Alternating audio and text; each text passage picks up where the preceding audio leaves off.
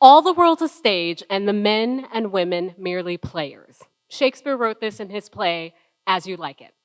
One of the great acting teachers of our time, Sanford Meisner, says that acting is simply living truthfully under imaginary circumstances.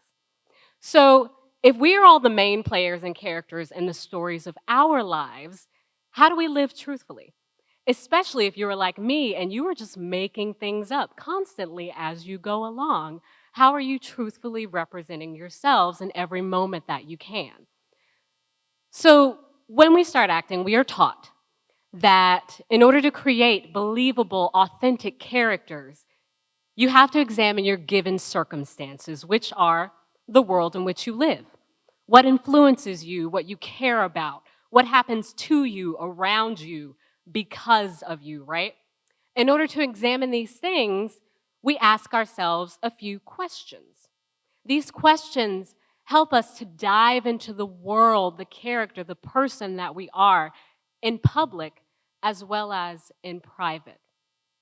So, we're going to examine my life and my given circumstances and how I choose to present myself and pursue what I do and love. First question you always have to ask is, who am I? There is always a public and a private persona. Who I am in public, I am a choreographer, a director, a dancer, a teacher, a singer, a daughter, a partner, a friend, a sister. But in private, I am a 5'2" woman who's a side sleeper. I don't use my Costco step ladder as much as I should, so I climb on counters often to reach things. I like doing that. Pie is my favorite food. I love podcasts and puzzles, and I love to explore nature and go on hikes. I love my grandmother. That is my grandmother, Rebecca, who celebrated her 72nd birthday this past year. I am a homegrown Southern family girl. That is the me that people rarely get to see, right? Where am I? You have to know where you are in the world.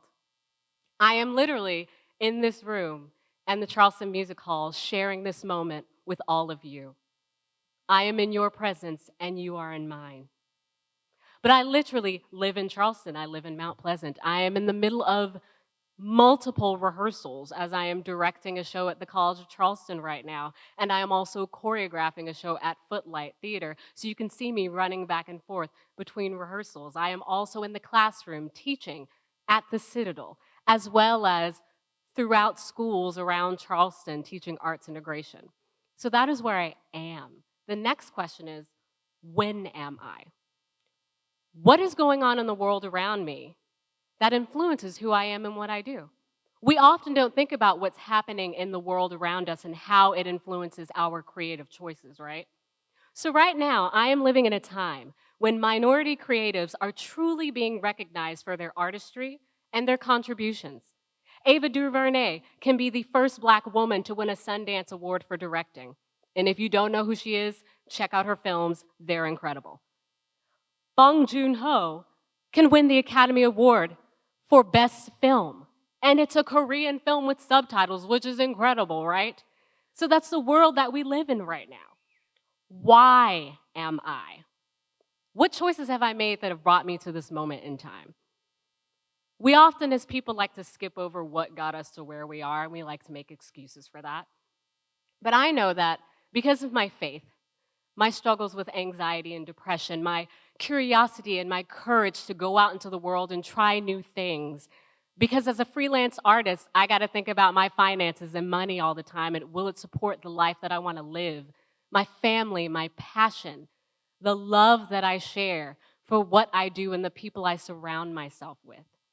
That is what has brought me to where I am in this moment. What do I want?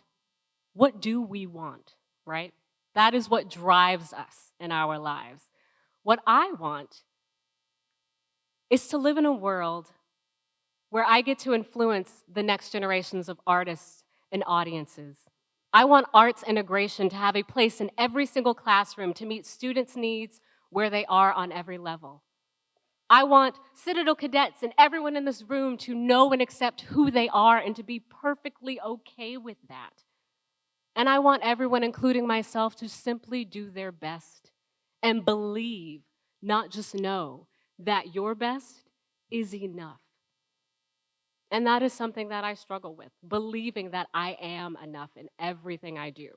And I think that most of us can relate to that, right? So when I think about what I want, how I'm getting there, I have to start to think about the choices that I make, the actions that I am taking to get me to where I want to go.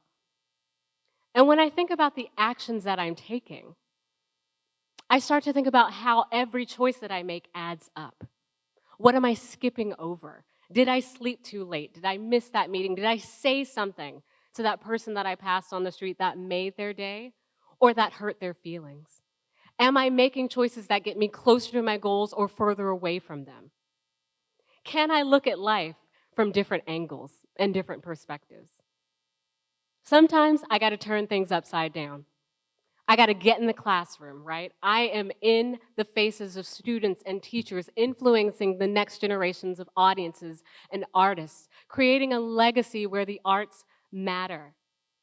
I'm finding the joy in little things, and most importantly, I am sharing my passion and my gifts with the world, living as truthfully as I can in these circumstances that I create, hoping to inspire others just to do the same. Thank you.